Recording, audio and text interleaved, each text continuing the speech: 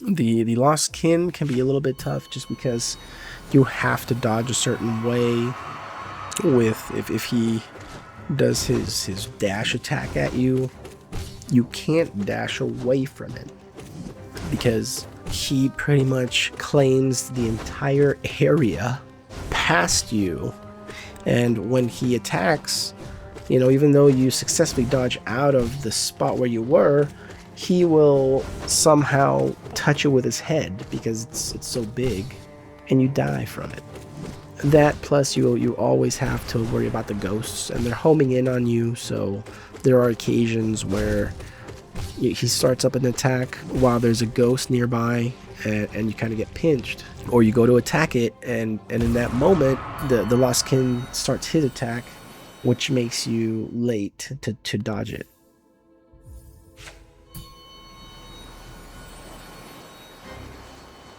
The Scissors of Battle, you know, similar to like the Watcher Knights, they can be overwhelming. You really don't get a lot of breathing room during this fight, especially if all they're doing is dashing down at you or over. You know, if they give you the boomerangs, those are pretty easy to dodge. But they could, you know, dash into you or come down on you and push you onto the spikes. Or, you know, if you react correctly to the wall, and then you just gotta keep up the rhythm from there and get back to dodging and dealing damage. But, you know, I don't think it was terribly tough.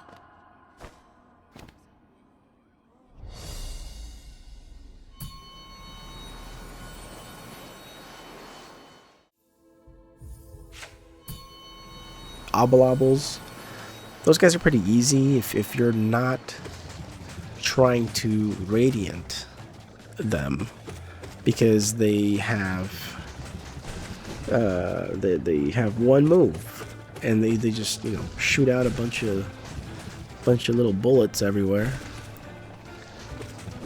and they're easy to dodge for the most part. It's only when second phase starts that it's really a lot tougher. And yeah, you can only really get maybe one good hit before you gotta back away and create that distance before he starts his barrage again. So yeah, that one's frustrating.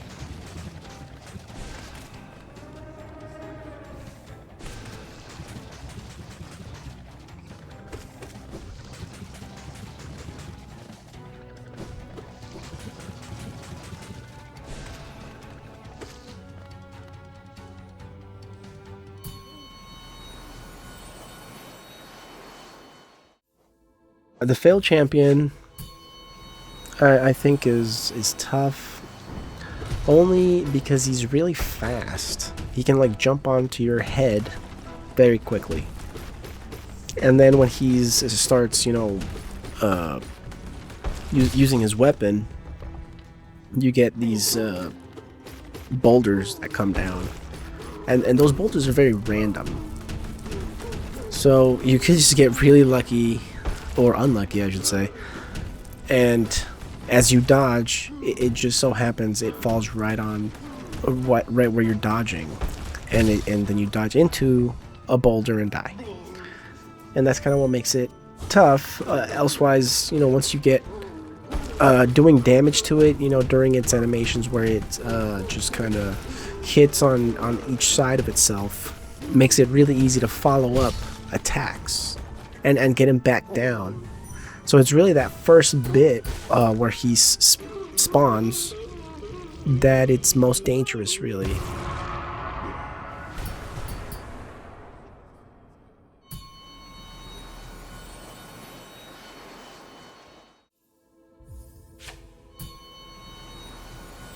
Great Prince Zote is not actually super tough if you can remember to, whenever he summons his ghosts that blow up, all you gotta do is use your range spell against them, and then it clears up that space, and you pretty much have to do it right away, elsewise you could get trapped, right?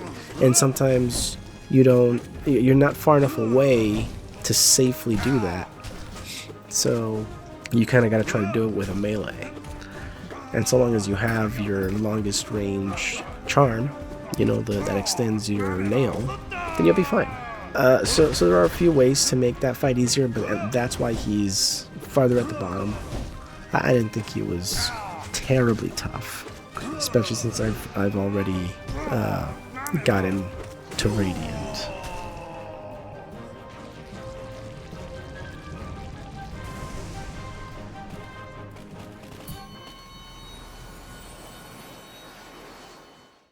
Watcher Knights can be tough because they jump all the way across the map sometimes. They if you don't see it happen in a split second, they'll be right on your head and you'll die.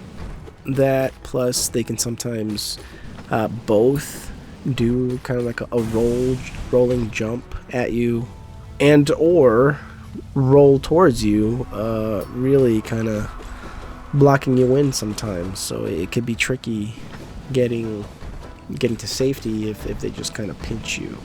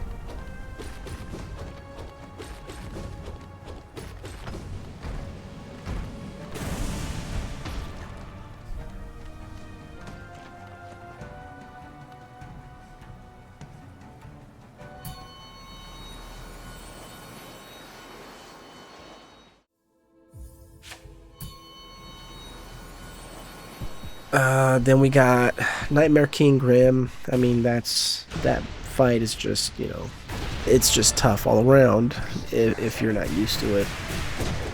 There's a lot that goes on. He does give you more breathing room than, say, like the Pure Vessel, which is why I put him below, because even though, you know, he's got fire pillars coming from under you, he's, you know, jumping down at you, dashing at you, throwing the little fire birds at you, or bats, whatever they are. it's not terribly difficult to dodge. He usually tries to keep his distance, which is nice because it gives you room to move toward him and attack, and you don't have to worry about him moving around so much, really. Yeah, he's only got maybe like two moves that cause him to close distance in on you, but they're pretty obvious, and with a good reaction, you get to safety.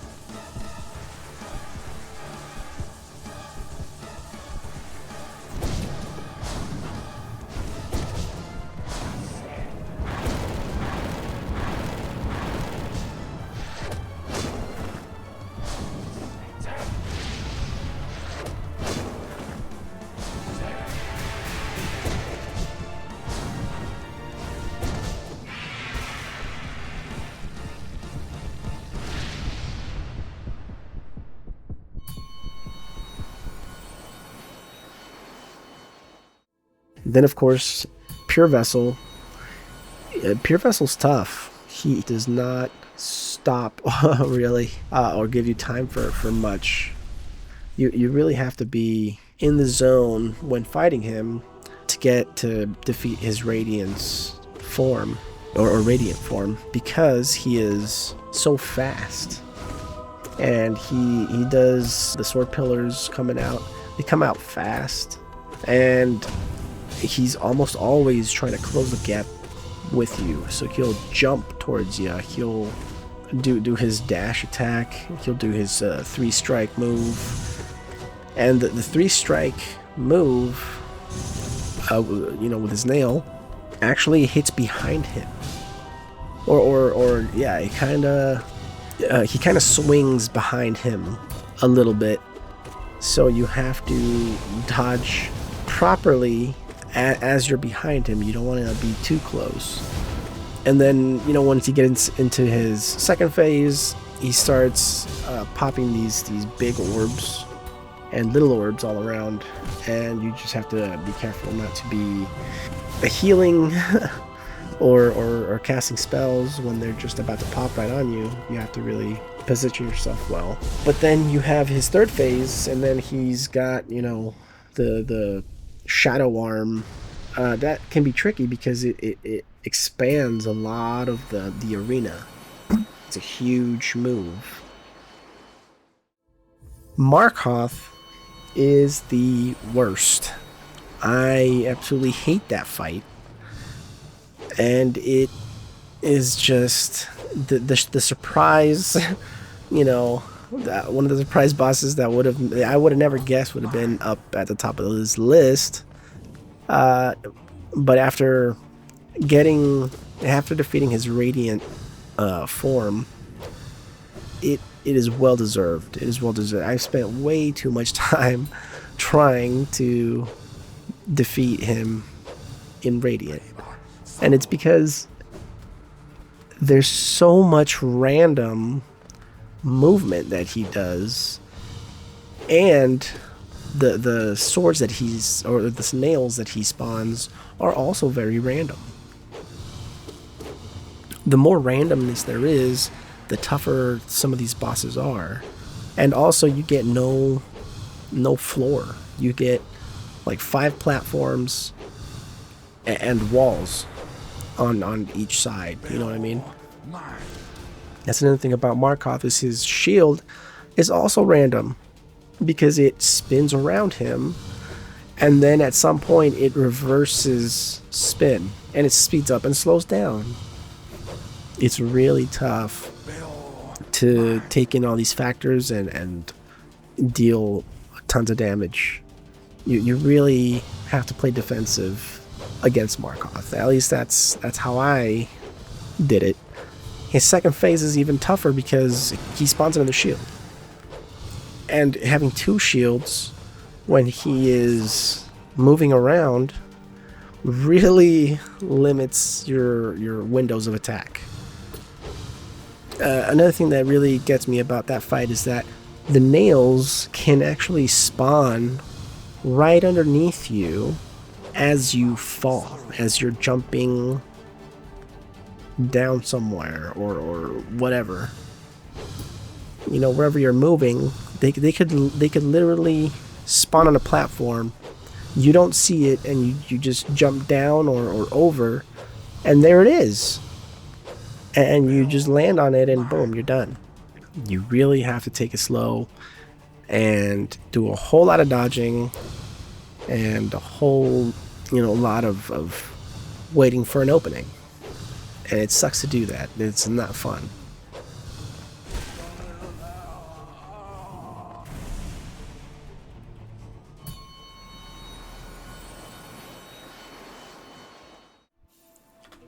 So then, after Markoth, of course, the Absolute Radiance. The Absolute Radiance does not... I don't know that it needs an explanation. That thing is just tough as hell. It's spawning things all over the place. You got swords or nails coming from, waves coming from either above or from the sides. And then those floors are spawning spikes. And then you've got homing orbs that appear. And you have rays of light, beams of light, that if they touch you, you die. And they're super fast when it does that attack. And it's teleporting all around. So it's really a tough fight because there's tons of things to watch out for. You do get a lot better opportunities to hit the Absolute Radiance, I think, versus Markoth. To be honest, you get more chances for good hits on the Absolute Radiance in phase 1, and then phase 2 is the part where things can fall apart really easily because now you got platforms to deal with, and having to deal with platforms on top of the waves of nails coming in from the sides really make it tough. You cannot fall down or you die. The fight ends. And then after that, if you can get through that, then you have to make the climb, and the climb is not easy. It's like, I don't know, what is it, like 12, 15 jumps, platforms that you have to jump up to reach the Absolute Radiance again, and then start that fight. What's nice about that fight is you can just pogo off of the Absolute Radiance and go off screen. You can pogo off screen at the top of the screen, and the orbs can't go in that direction. They can't hit you if you go that way. So it makes that fight a lot easier, but I've had so many attempts on it, I haven't been able to defeat Radiance on Radiant. So it's the toughest fight for sure. And I spent dozens of tries at making that attempt. That's my list. Thank you for watching. Have a good day.